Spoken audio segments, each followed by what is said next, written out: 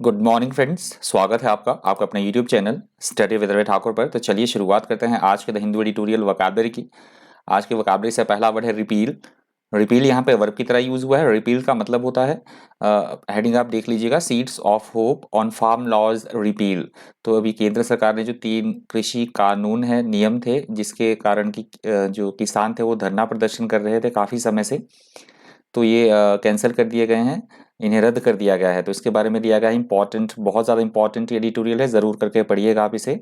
तो पहला वर्ड है रिपील का मतलब वही है, रद्द कर देना, किसी चीज़ का खंडन कर देना, निरस्त कर देना। यहाँ कानून की बात हो रही है, that is called repeal, the act of abrogating an official और लीगल कैंसलेशन। सिनोनिम्स आप देख सकते हैं, रेवोकेशन, कैंसलेशन, अब्रोगेशन और नलिफिकेशन। एंटोनिम्स है कोलैबोरेट, मैंडेट, एक्सेप्टेंस और एक्रेडिटेशन। एग्जाम्पल देख लीजिए, the Labour Party repealed the act. तो लेबर पार्टी की बात मैंने एग्जाम्पल दिया है कि लेबर पार्टी ने जो किसी तरह का कोई कानून था, एक्ट था, उसको रद्द कर दिया है, निरस्त कर दिया है। अगला हमारा शब्द है प्रोटेक्टेड। यहाँ पे वर्ब की तरह यूज हुआ है। प्रोटेक्टेड का मतलब होता है ऐसा कोई काम जो कि बहुत लंबी अवधि तक चले, दीर्घकालीन हो, लंबी अवधि तक चलने वाला, that is called protected. Something, usually something unpleasant, that is protected, lasts a long time, especially longer than usual or longer than you hoped. That is called protected. Synonyms आप देख सकते हैं, lengthy, prolonged, extended और long. Antonyms है fast, abrupt, short और brief. Example देख लीजिए, the court case was so protected that one of the judges died of old age.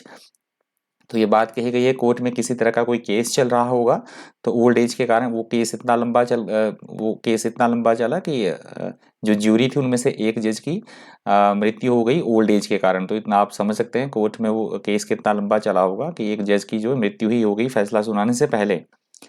अगला हमारा शब्द है कन्फ्रंटेशन। कन्फ्रंटेशन यहाँ पे नाउन की तरह यूज हुआ है। कन्फ्रंटेशन का मतलब होता है किसी भी चीज का विरोध करना या आपस में मुकाबला करना, आमना सामना होना, उसे बोला जाता है confrontation. A confrontation is a dispute, fight और battle between two groups of people, that is called confrontation. Synonyms आप देख लीजिए, कन्फ्लिक्ट, एनकाउंटर, क्लैश और फाइट।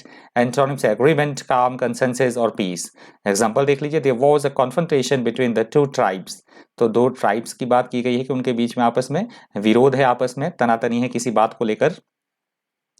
अगला हमारा शब्द एग्रावेटेड। यहाँ पे वर्ब की तरह यूज हुआ है। एग्रावेटेड का मतलब होता है स्थिति पहले ही खराब है तो वो और ज्यादा खराब हो जाना, किसी सिचुएशन का बिगाड़ना, बद से बदतर कर देना, या हम बोल सकते हैं किसी व्यक्ति को क्रोध दिलाना, क्रोधित कर देना किसी को, उसे भी बोला जाएगा एग्रावेटेड। 2 कंटेक्स्ट में मैंने मतलब बता दिया आपको, ध्यान रखिएगा। If someone or something aggravates a situation they make it worse. Synonyms आप देख सकते हैं, एक्सेस्परेट, एक्सैजरबेट, वर्सन और anger. Antonyms alleviate, improve, comfort और एमिलियोरेट। एग्जाम्पल देख लीजिए, stress and lack of sleep can aggravate the situation. तो हम यदि स्ट्रेस लेते हैं और हम कम सोते हैं तो ये हमारी सेहत को जो है और ज्यादा से बिगाड़ देगा, ये स्थिति को और ज्यादा खराब कर देगा। अगला हमारा शब्द है डेलिबरेशन। यहाँ पे नाउन की तरह यूज हुआ। डेलिबरेशन का मतलब होता है बहुत ज्यादा सोच विचार विमर्श करने के बाद कोई निर्णय लेना, समझबूझ के साथ कोई काम करना, that is called deliberation. Deliberation is the long and careful consideration of a subject, that is called deliberation. Synonyms आप देख सकते हैं, कंसिडरेशन, थॉट, मेडिटेशन और डिस्कशन। एंटोनिम्स है फुलिशनेस, एलेक्ट्रिटी, प्रिपेयर्डनेस और इंडिफरेंस। एग्जाम्पल देख लीजिए, after much deliberation I decided to reject the offer. कि काफी सोच विचार विमर्श करने के बाद किसी तरह का कोई ऑफर था तो उसको मैंने ठुकरा दिया, रिजेक्ट कर दिया। अगला मेरा शब्द है ट्रायम्फ। यहाँ पे नाउन की तरह यूज हुआ। ट्रायम्फ का मतलब होता है किसी भी तरह की जीत मिलना, सफलता मिलना, that is called Triumph. A Triumph is a great success और achievement, often one that has been gained with a lot of skill or effort, that is called triumph. Synonyms आप देख सकते हैं, सक्सेस, विक्ट्री, सक्सीड और win. Antonyms है defeat, disappointment, fail और loose loss, माफ कीजिएगा, लॉस है। एग्जाम्पल देख लीजिए, the team return home with Triumph. जो टीम थी वो घर वापस सफलता के साथ लौटी, विजयी होकर लौटी। अगला हमारा शब्द है टेनेसिटी। टेनेसिटी यहाँ पे वर्ब की तरह यूज हुआ, न्यू वर्ड है, ध्यान से इसको नोट कर लीजिएगा। टेनेसिटी का मतलब होता है दृढ़ता के साथ, अटलता के साथ अपनी बात पर टिके रहना, या इस तरह से परसिस्टेंस दिखाना किसी काम को करने के लिए बड़ी दृढ़ता के साथ, that is called tenacity. If you have tenacity you are very determined and do not give up easily, that is called tenacity. Synonyms देख लीजिए, परजर्वेंस, determination, persistence और stamina। Antonyms of fragility, weakness, resilience और constraint। Example देख लीजिए, talent, hard work and sheer tenacity are all crucial to career success. तो ये हम सभी जानते हैं कि करियर में सक्सेस होने के लिए, सफलता प्राप्त करने के लिए टैलेंट, ऑब्वियस सी बात है, हार्ड वर्क और हमारी दृढ़ता होनी चाहिए किसी भी काम को करने के लिए या फिर अपने करियर में सक्सेस, सफलता हासिल करने के लिए बहुत ज़्यादा इंपॉर्टेंट है ये तीनों चीज़ें। अगला हमारा शब्द है प्रैग्मेटिज्म। यहाँ पे नाउन की तरह यूज हुआ। प्रैग्मेटिज्म का मतलब होता है ख्याली पुलाव ना बनाना, मतलब व्यवहारिकता के साथ जीना, यथार्थवादिता के साथ जीना, जिसमें प्रैक्टिकलिटी हो, that is called pragmatism. Thinking of और dealing with problems in a particular way, practical way rather than by using theory or abstract principles, that is called pragmatism. Synonyms देख लीजिए, realism, practicality, optimism और efficiency. Antonyms है foolishness, idealism, disadvantage और sanguinity. Example देख लीजिए, she had a reputation for clear thinking and pragmatism. किसी lady की बात हो रही है कि उसकी बहुत ज़्यादा रेपुटेशन है क्योंकि वो बिल्कुल व्यवहारिक तरीके से सोचती है, मतलब वो क्या करती है, यथार्थवादिता में जीती है और इस तरह से जो उसकी सोच है वो बड़ी ही प्रैक्टिकल है, इसके कारण उसकी बहुत ज़्यादा रेपुटेशन है।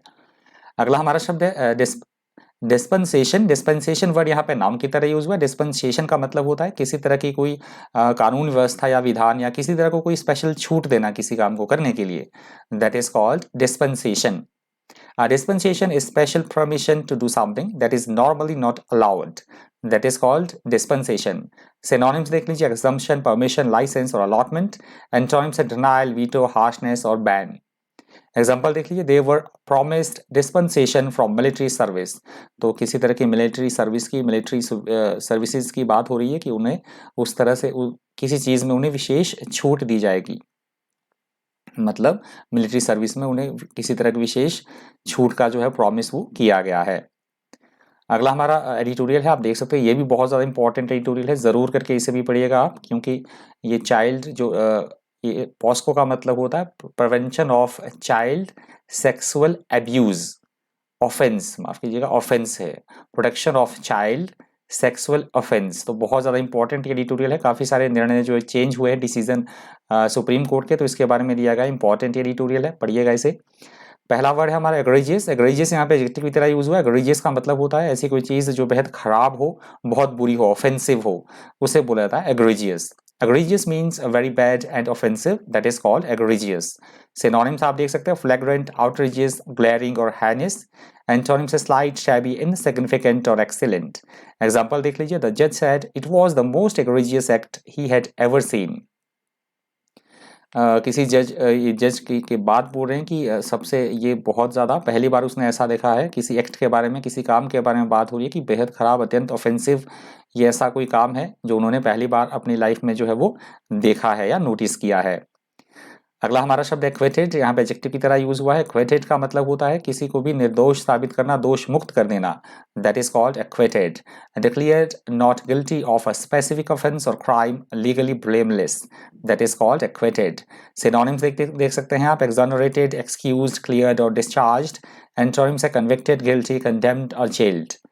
एग्जाम्पल देख लीजिए, he stands acquitted on all charges. किसी के ऊपर किसी तरह के बहुत सारे आरोप लगे थे तो उन आरोपों से बहुत, मतलब सारी तरह से वो सभी चार्जेस से, सभी जो भी आरोप लगे थे उससे वो निर्दोष साबित हो चुका है, दोष मुक्त साबित हो चुका है।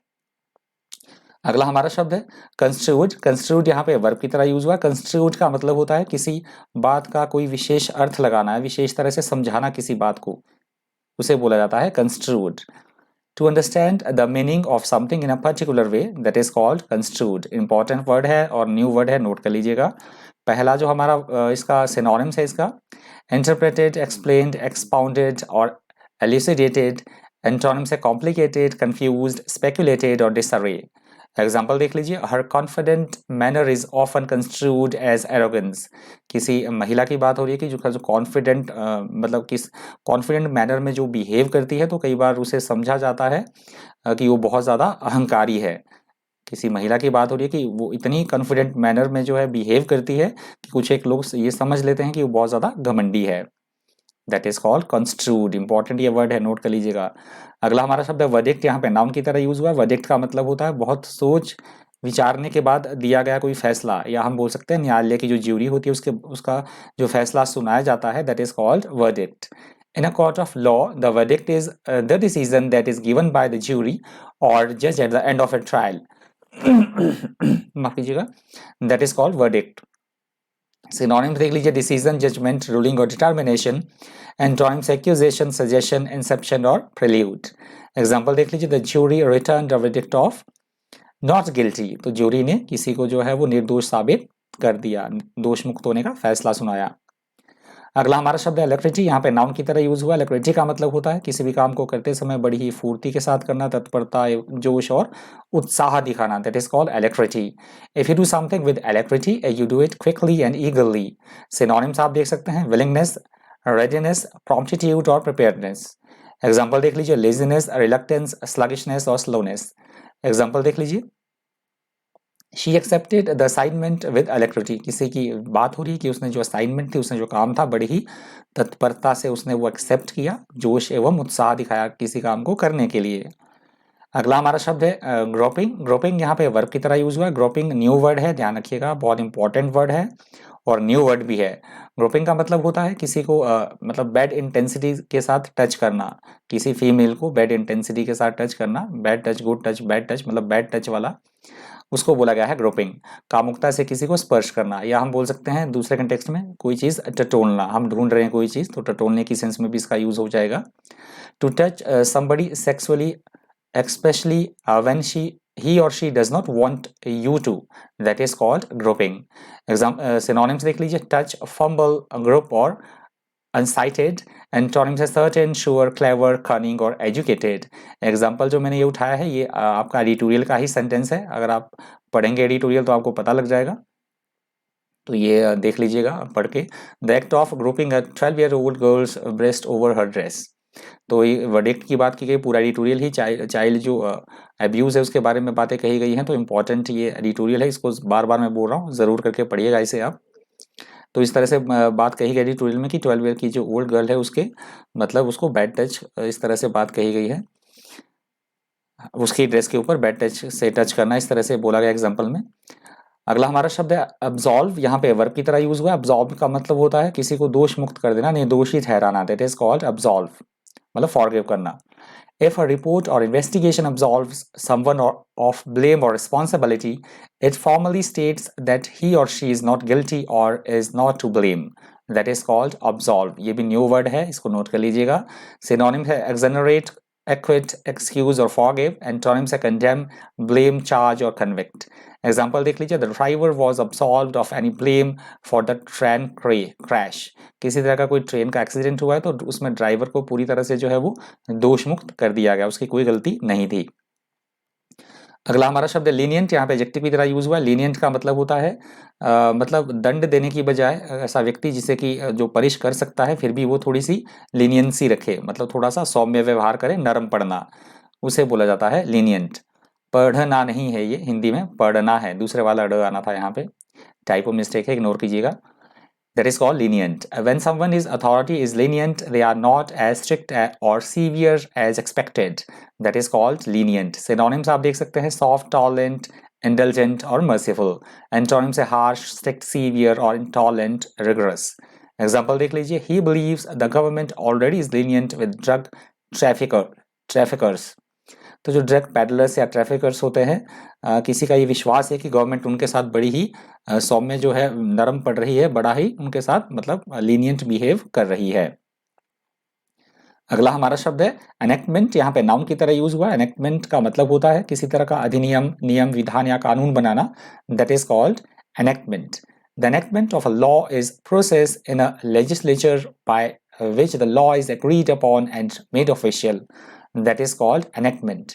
Synonyms आप देख सकते हैं, statute, legislation, ordinance और law. Antonyms है annulment, repeal, idleness और inaction. Example आप देख सकते हैं, we support the call for the enactment of a bill of rights. Bill of rights. मतलब ये एस है यहाँ पे, थोड़ा सा शायद ये मिट गया है एस, कि हम ये सपोर्ट करते हैं जो राइट बिल लाया जा रहा है, किस तरह का विधेयक जो लाया जा रहा है अधिकारों के प्रति, उसका हम भरपूर तरीके से जो है अधिनियम बनाने में उसका हम समर्थन करते हैं. अगला हमारा शब्द है स्ट्रिंजेंट, यहाँ पे एडजेक्टिव की तरह यूज हुआ है। स्ट्रिंजेंट का मतलब होता है ऐसे कानून या नियम जो बेहद कठोर हो, बहुत सख्ती के साथ अपनाए जाए, उसे बोला जाता है स्ट्रिंजेंट। स्ट्रिंजेंट लॉज, रूल्स और कंडीशंस आर वेरी सीवियर और आर स्ट्रिक्टली कंट्रोल्ड। सिनोनिम्स देख लीजिए, रिगरस, स्ट्रिक्ट, हार्श और सीवियर। एंटोनिम्स है टॉलरेंट, फ्लेक्सिबल, लीनिएंट और लेक्स। एग्जाम्पल देख लीजिए, he announced that there would be more stringent controls on the possession of weapons. तो किसी अधिकारी ने ये अनाउंस किया कि हथियारों के रखने पर बहुत, जो लोग हथियार को रखते हैं तो हथियारों के पोजेशन पे जो है काफी सारे कठिन, सख्त और कठोर नियम जो है वो लाए जाएंगे। अगला हमारा शब्द है पेडेंटिक। पेडेंटिक भी न्यू वर्ड है, नोट कर लीजिएगा इसे भी। पेडेंटिक का मतलब होता है ऐसा कोई व्यक्ति जो कि नियमों पर अत्यधिक ध्यान दे, रूढ़िवादिता हो, या पंडिताऊ हम बोल सकते हैं इनफॉर्मल लैंग्वेज में, तो that is called pedantic. Too worried about rules और details is called pedantic. Synonyms आप देख सकते हैं, एकेडमिक, डायडेक्टिक, बुकिश और literary. Antonyms inexact, plain, actual और केयरलेस। एग्जाम्पल देख लीजिए, his lecture was so pedantic and uninteresting. तो किसी कोई लेक्चर दे रहा था, जो उसका लेक्चर था वो बहुत ही ज्यादा नियमों पर आधारित था, मतलब रूढ़िवादिता पर आधारित था, और बहुत ही इसके कारण वो क्या था, बहुत ही मतलब अनइंटरेस्टिंग था। उसमें किसी भी तरह की कोई रुचि, मतलब वो दिलचस्प नहीं था, बिल्कुल अनइंटरेस्टिंग था वो लेक्चर, क्योंकि उसमें बहुत सारे वो नियम थे या बहुत सारी रूढ़ितावादी जो लेक्चर वो दे रहा था, तो बहुत ज़्यादा वो अनइंटरेस्टिंग था। इंपॉर्टेंट ये वर्ड है, न्यू वर्ड भी है, नोट कर लीजिएगा, पेडेंटिक। अगला हमारा शब्द है स्टैट्यूट, यहाँ पे नाउन की तरह यूज हुआ है। स्टैट्यूट का मतलब होता है किसी तरह का कोई अधिनियम, कानून या विधान, उसे बुलाता है statute. A statute is a rule or law which has been made by a government or other organization and formally written down. That is called statute. Synonyms देख लीजिए, regulation, decree, ordinance और legislation. Antonyms से refrain, convict, inactivity और deepen. Example देख लीजिए, The new statute covers the care for raising and protection of children. तो जो ये न्यू लॉ किसी तरह का कोई बनाया गया है, तो ये जो प्रोटेक्ट करता है चिल्ड्रन के संबंधित जो भी सारी चीज़ें हैं, बातें हैं, उसको ये सुरक्षा प्रदान करता है, संरक्षण प्रदान करता है। अगला हमारा शब्द है इंग्रेडिएंट, यहाँ पे नाम की तरह यूज हुआ है। इंग्रेडिएंट का मतलब होता है किसी भी चीज़ के कोई प्रमुख घटक, कोई बातें हैं तो उसके मेन कोई पॉइंट्स, महत्वपूर्ण उसके कोई बिंदु, या हम बोल सकते हैं, जैसे मैंने इमेज भी आपको लगाई है, हम जो चीज़ें खाते हैं वो किस किस घटकों से बनी है, कौन कौन से तत्व उसमें शामिल हैं, उसे भी बोला जाता है ingredient. One of the item of food you need to make something to eat, that is called ingredient. Editorial में इसका इंग्रेडिएंट का यूज हुआ है, कोई बात हो रही है कि उसके महत्वपूर्ण अंग, महत्वपूर्ण उसके अवयव, तत्व, उस कंटेक्स्ट में ये वर्ड यूज हुआ है इंग्रेडिएंट। सिनोनिम्स आप देख सकते हैं, कंपोनेंट, एलिमेंट, फैक्टर और फीचर। एंटोनिम से इसके मिक्सचर, होल, प्रिपरेशन और कंपोजिट। एग्जांपल देख लीजिए, mix all the ingredients together in a ball. तो ये मैंने खाने का एग्जांपल दिया है, किसी एक बॉल में सभी जो इंग्रेडिएंट्स है उसको एक मतलब मिक्स कर दो, मिला दो। अगला हमारा शब्द है एपेक्स, यहाँ पे नाउन की तरह यूज हुआ है। एपेक्स का मतलब होता है किसी भी चीज़ का उसके शिखर बिंदु पर होना, या कोई चीज़ बहुत ज़्यादा महत्वपूर्ण होना, उसे बोला जाएगा एपेक्स। जब भी इस वर्ड का यूज होता है तो मैं आपको ज़रूर करके बताता हूँ कि एडिटोरियल में कोर्ट की बात हुई है, सुप्रीम कोर्ट की बात, तो टॉप मोस्ट बॉडी है वो जुडिशरी में, कौन, सुप्रीम कोर्ट, तो उसके लिए वर्ड यूज हुआ है एपेक्स का। The apex of an organization और system is the highest and most important position in it, that is called apex. Synonyms आप देख सकते हैं, पीक, एक्मे, समिट और पेनाकल। एंटोनिम्स है बॉटम, नाडिर, बेस और फुट। एग्जाम्पल देख लीजिए, at the apex of the party was its central committee. तो किसी पार्टी की बात हो रही है कि उसकी जो टॉप मोस्ट बॉडी है, एपेक्स जो बॉडी है उसका, वो सेंट्रल कमिटी उसको कंट्रोल करती है। अगला हमारा शब्द है एम्बिग्विटी, और ये आज के द हिंदू एडिटोरियल वोकैबुलरी का अंतिम शब्द है। एम्बिग्विटी का मतलब होता है जिस चीज़ के बारे में हम स्पष्ट रूप से ना कह पाएं या समझने में जो थोड़ी सी मुश्किल हो, अनसर्टेनिटी हो जिसके बारे में, संदिग्धता, अस्पष्टता, संदेहास्पद होना, उसे बोला जाएगा ambiguity. If you say that there is ambiguity in something, you mean that it is unclear or confusing, or it can be understood in more than one way. That is called ambiguity. Synonyms आप देख सकते हैं, uncertainty, vagueness, obscurity, antonyms है clarity, certainty, unambiguity और clearness. Example देख लीजिए, there is considerable ambiguity about what this part of the agreement actually means. किसी समझौते की बात हो रही है, किसी agreement के किसी एक भाग की बात हो रही है कि उसके बारे में मतलब स्पष्टता नहीं है बिल्कुल भी, थोड़ा सा वो अस्पष्ट है, किसी समझौते का कोई एक पार्ट उसकी बात हो रही है। तो आई होप आपको सेशन जो है फ्रूटफुल लगा होगा, इन्फॉर्मेटिव लगा होगा। अभी तक आपने वीडियो को लाइक नहीं किया तो प्लीज़ वीडियो को लाइक कर दीजिएगा। प्रीवियस 2 डे से मैं रेगुलर नहीं हूँ, मैं नहीं ला पाया, थोड़ी प्रॉब्लम है तो उसके कारण मैं वीडियोज़ नहीं ला पा रहा हूँ। तो उसकी वीडियो भी मैं बनाऊँगा, इसके बाद उसकी वीडियो भी आपको मिल जाएगी, नहीं तो मैं PDF ही टेलीग्राम पर अपलोड कर दूँगा, तो आप चेक कर लीजिएगा। आज के द हिंदू एडिटोरियल वोकैबुलरी में इतना ही। इसी तरह के इन्फॉर्मेटिव वीडियोस के लिए बन रही है चैनल पर। Thank you, thanks for watching.